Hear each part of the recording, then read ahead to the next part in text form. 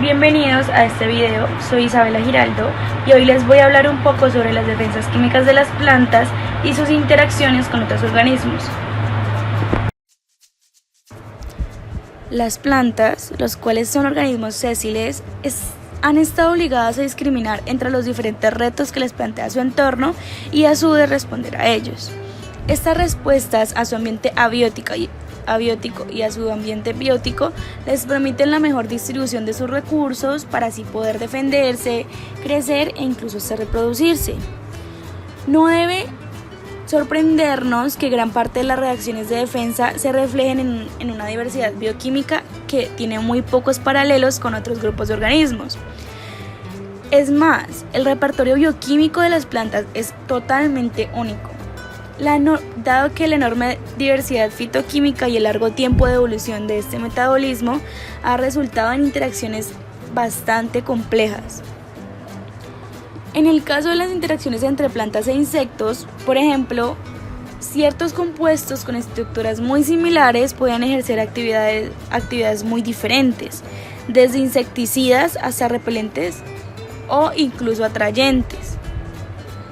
La variedad de respuestas es el resultado de una compleja coevolución. No solo resulta fascinante desde el punto de vista biológico, sino que también acarrea consecuencias económicas bastante importantes. La interacción con organismos microbianos, herbívoros e incluso otras especies de plantas puede ser de carácter positivo, negativo o neutral. Depende en cada caso de una serie de vinculaciones bastante complejas sobre la mayoría de las cuales conocemos muy poco. Se hará un énfasis en las interacciones de carácter negativo, que son casi siempre asociadas a la supervivencia ante el ataque de depredadores, parásitos o incluso patógenos, ya que comportan un marco de competencia interespecífica. Aunque los mecanismos químicos involucrados en estos tres tipos de interacciones pueden ser de naturaleza similar, para su mejor comprensión aquí se les explicará de manera separada. Ahora hablaremos sobre las interacciones entre plantas y microorganismos. La propuesta de una función defensiva para los compuestos fitoquímicos se avanzó hace aproximadamente un siglo. En 1905, dado que Marshall Ward postuló que los anticuerpos y las toxinas producidas por la que la planta desempeñaba una función importante para frenar el proceso infeccioso. Estos compuestos defensivos podían encontrarse preformados antes de la infección o podían sintetizarse en respuesta a la misma y ser por tanto inducibles a la infección. En 1941, Müller y Burger refinaron la concepción de Ward, quienes bautizaron con el nombre de fitoalexinas a los compuestos químicos que eran sintetizados por la planta en respuesta a una invasión microbiana. La primera fitoalexina fue aislada y caracterizada en 1960 por Chris Kank y Perry. Al compuesto aislado, un isoflavonoide pterocárpano se le denominó pisatina, que se había aislado a partir de las vainas de un guisante cuya especie era Pisum sativum.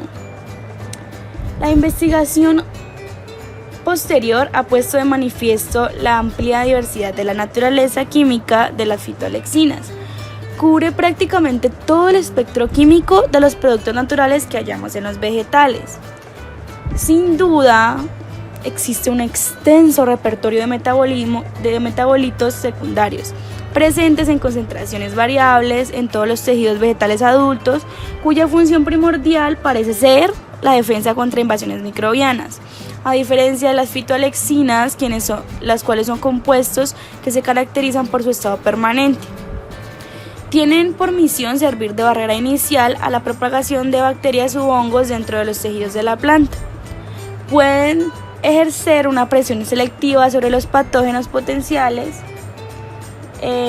y se pueden desarrollar por mutación, mecanismos de resistencia, y perpetúan así el ciclo de cambio por mutación en patógeno y hospedador. A ese fenómeno se debe en parte la enorme diversidad química de los productos naturales derivados de las plantas. ya que la función primordial de muchos de tales metabolitos secundarios no es necesariamente antibacteriana o antifúngica. Algunos inhiben la germinación de esporas. Varía también su localización en los tejidos. La ubicación de los compuestos antipatógenos difiere de la observada en los compuestos antiherbívoros o alelopáticos. Los compuestos antipatógenos se alojan principalmente en el exterior de los tejidos y órganos o en el interior de las vacuolas. Los compuestos ubicados en el exterior se hallan asociados por enlaces covalentes, tal como la pared celular o las cutículas que recubren el exterior de los órganos vegetales. Las agliconas de muchos flavonoides aparecen depositadas, incluso en forma cristalina, en el exterior de las hojas.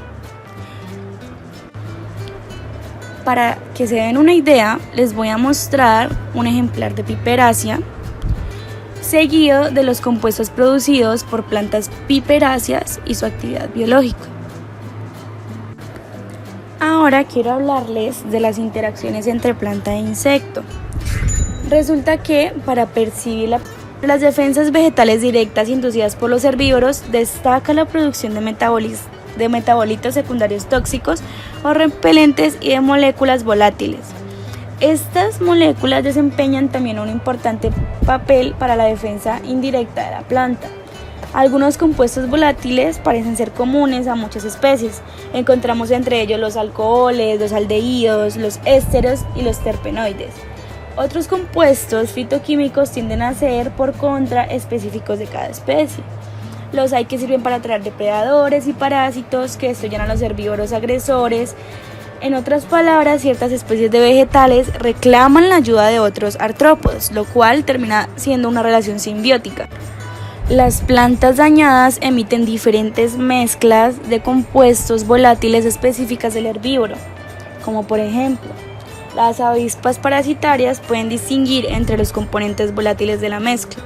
No solo la actividad herbívora de los insectos provoca la liberación de atractores para parasitar a los depredadores, sino que también la oviposición induce dicha liberación. La liberación de sustancias volátiles por las plantas reduce la herbivoría hasta en un 90%. Pero entonces ustedes se preguntarán, ¿cómo distinguen las plantas entre mordidas y heridas? Los insectos herbívoros producen inevitablemente una herida en la planta hospedante. Por eso las plantas despliegan sus mecanismos de respuesta cuando entran en contacto con los insectos. Algunos resultados sugieren que las vías de transducción de señales responden ante los insectos de manera distinta de cómo operan ante un estrés mecánico. La mayoría de los insectos herbívoros causan un grave daño a los tejidos vegetales de los que se alimentan, pero muchos insectos, como los del orden Homoptera, se limitan a succionar el contenido vascular. Para ello, insertan un estilete, circunscribiendo así la agresión celular y minimizando la inducción de la respuesta de herida.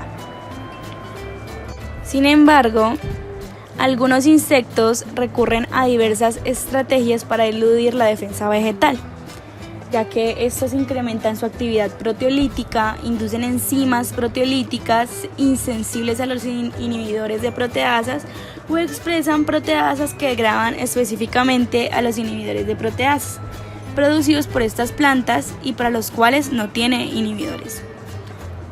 También, algunas poblaciones de insectos varían genéticamente en su tolerancia a los inhibidores de proteasas. Es más, los insectos pueden desarrollar con suma celeridad tolerancia a los inhibidores de proteasas a partir incluso de fuentes nuevas.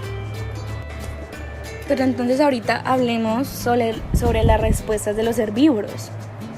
Resulta que como resultado de la coevolución, los insectos herbívoros se han adaptado a las defensas de las plantas. Observamos así que los coleópteros y los lepidópteros hacen frente a la presencia de los inhibidores de proteasas mediante la síntesis de proteasas insensibles a la inhibición. Esto se trata más de una capacidad característica de la especie.